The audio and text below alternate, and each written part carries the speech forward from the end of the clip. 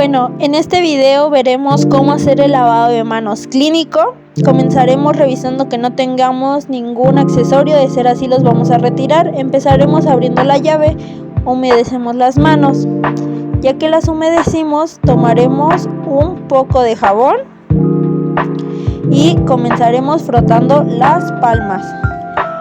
Después del frotamiento de las palmas, vamos a frotar las manos contra el dorso, así como lo estamos viendo, de primero una y después la otra. Después de esto, vamos a frotar las manos entre sí con los dedos entrelazados.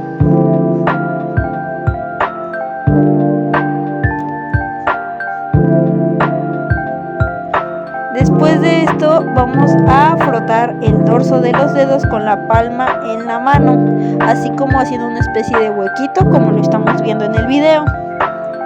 Después de este paso vamos a frotar con movimientos de rotación los pulgares, los dos, y después de esto vamos a frotar con la punta de los dedos la palma, igual en movimientos de rotación. Primero vamos con una mano y después vamos con la otra. Después de este paso ya nos podemos enjuagar las manos.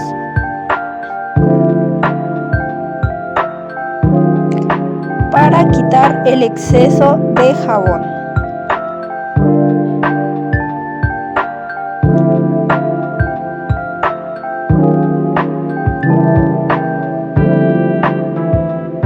Para esto tendríamos que tener papel que podamos desechar como sanitas para podernos secar bien las manos. Ya que nos secamos bien, con este mismo papel vamos a cerrar la llave del agua y el papel se va para la basura. Este video es para hablar sobre los ruidos de Korotkov. Pero empezaremos diciendo qué son estos ruidos. Bueno, los ruidos de Korotkov son sonidos que logramos escuchar cuando tomamos la presión arterial. Estos ruidos los logramos escuchar por medio del estetoscopio cuando colocamos el manguito alrededor del brazo. Para lograr escuchar estos sonidos tenemos que seguir algunos pasos, como el primero sería colocar el manguito alrededor del brazo.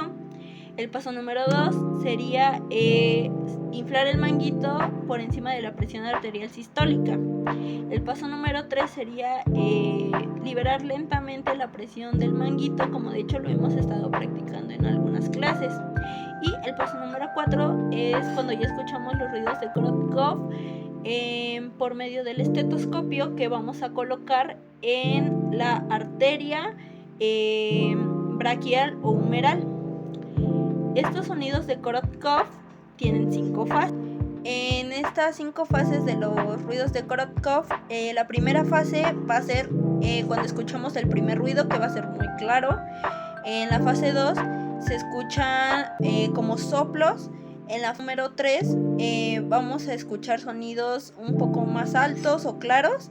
En la fase número 4 vamos a escuchar que los ruidos poco a poco se están apagando y se acerca a la presión arterial diastólica.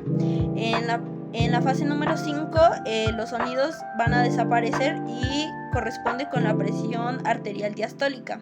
Estos son las 5 fases que vamos a escuchar cuando escuchemos estos ruidos.